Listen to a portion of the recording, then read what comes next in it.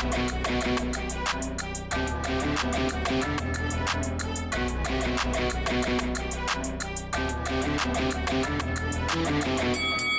guys, welcome to Boxing Squared for boxing news and views from around the internet.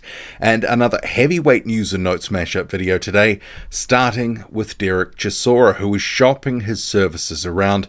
So in fight week for Lawrence Okolie's card that's on Sunday night UK time, you've had Derek Chisora, who was at the open workout, and he was talking about his future because he's not currently tied to Matchroom and DAZN, and he has basically said to Eddie Hearn and also others, look, give me your best deal. So he's been shopping himself around to all the promoters, and these are his words. I told Eddie to give me a 2-fight deal.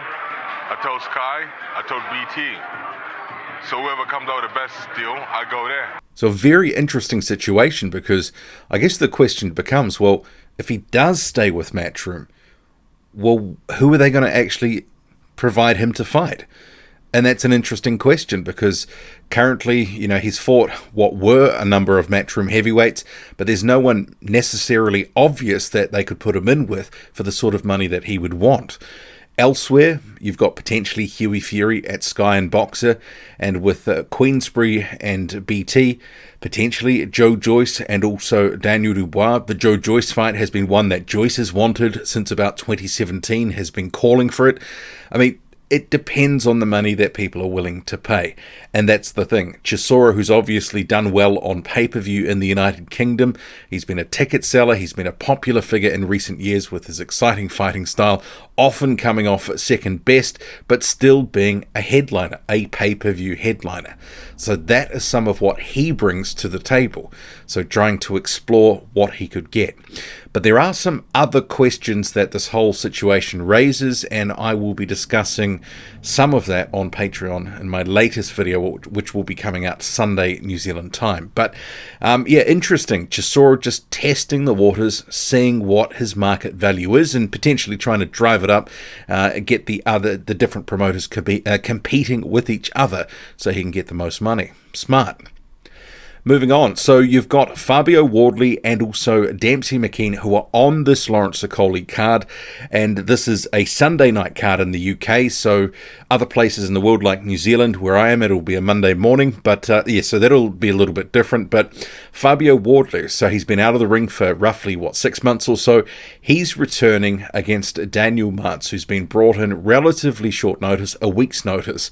Wardley at the press conference, the undercard press conference, and you can see here, him with Martz. Martz is a very tall dude, but Wardley saying no athlete likes to take time out of the sport they love, but sometimes it's needed and what we have to do. I took that time and everything's back and firing at 100%.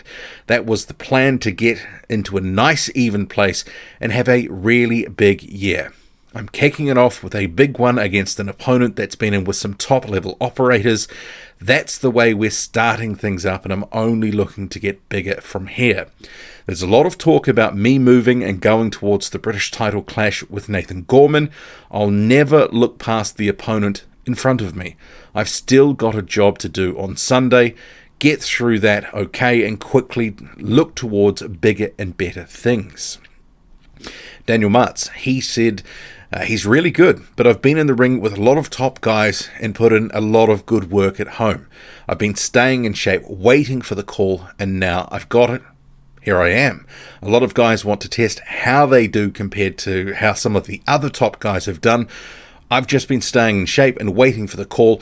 I'm really happy to be here, and I appreciate Matchroom for bringing me over. And no doubt at a week's notice, and because obviously they couldn't find a suitable opponent for the sort of money they would have been looking to pay, I'm sure that Martz got a bit of a premium because coming in a week's notice, and he has fought at a relatively, okay level, journeyman level, but I think there has been diminishing returns for Daniel Martz in recent years as the losses have piled up. But he has fought a lot of good guys, so I guess there is that yardstick, but I mean, how much it's really worth anymore, that yardstick, is anyone's guess.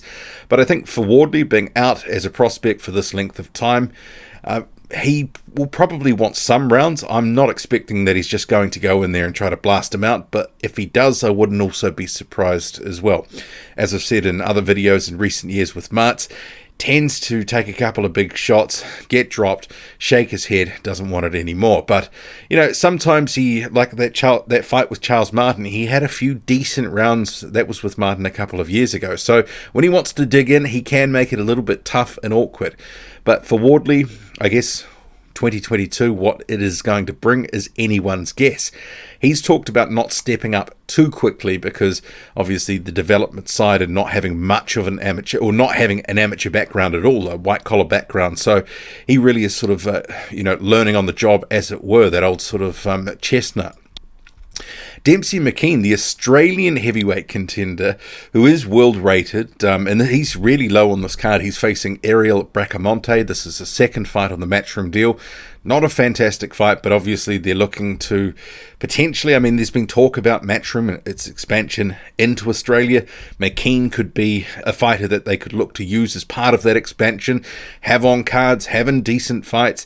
I could see Demsey McKean, Joseph Parker being something they would look to or want to make at some point, maybe as a main event or a co-main event, but this is the second of his 3-fight deal. He has been training with Tony and Peter Sims. He says the boxing is second to none here. The sparring I've been getting is quality as well. I've been sharing a lot of rounds with Daniel Dubois this camp. I'm really keen to get in there and showcase these newfound skills. I'm quite confident this is going to be a career best as well.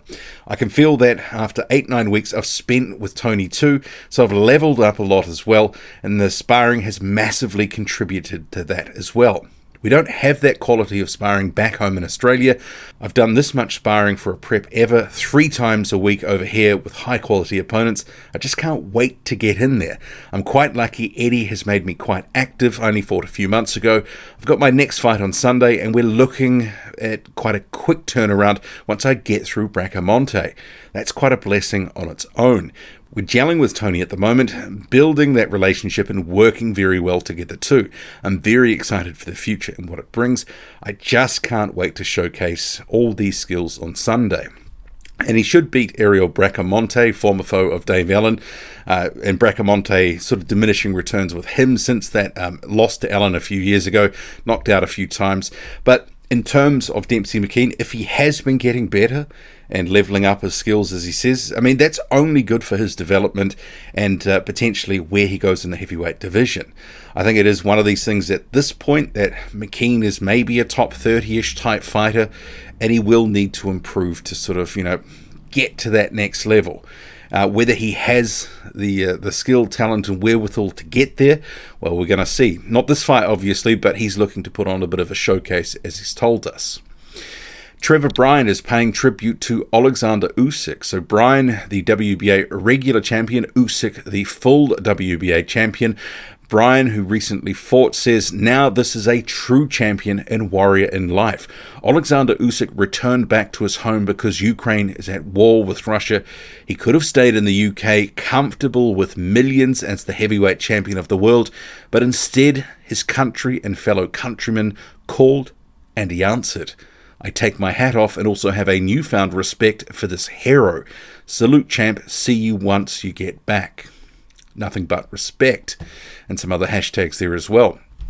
Rounding out this heavyweight news and notes mashup video, so the return of Sonny Conto. So he has fought this week on a card in the United States, club level show, advanced to 9-0, beating Mike Marshall, getting the decision 60-54 6-round fight on all 3 judges' scorecards. And you can see here, this is Conto after the fight jumping up in the corner, celebrating that win. And obviously it's been a little bit of a frustrating time the past 18 months or so for Conto, who at one point when he sort of turned pro, he was, alongside Jared Anderson. There was a couple of other prospects at top rank coming through, and he was highly regarded, and he's kind of fallen into that camp where he's been a bit forgotten, injury, inactivity. But on his way back now, advanced to 9-0. So looking forward to seeing Conto soon. He's still with Top Rank, so probably going to be back at some point in the next few months, you'd hope, especially after this win. Hopefully, has come through this unscathed.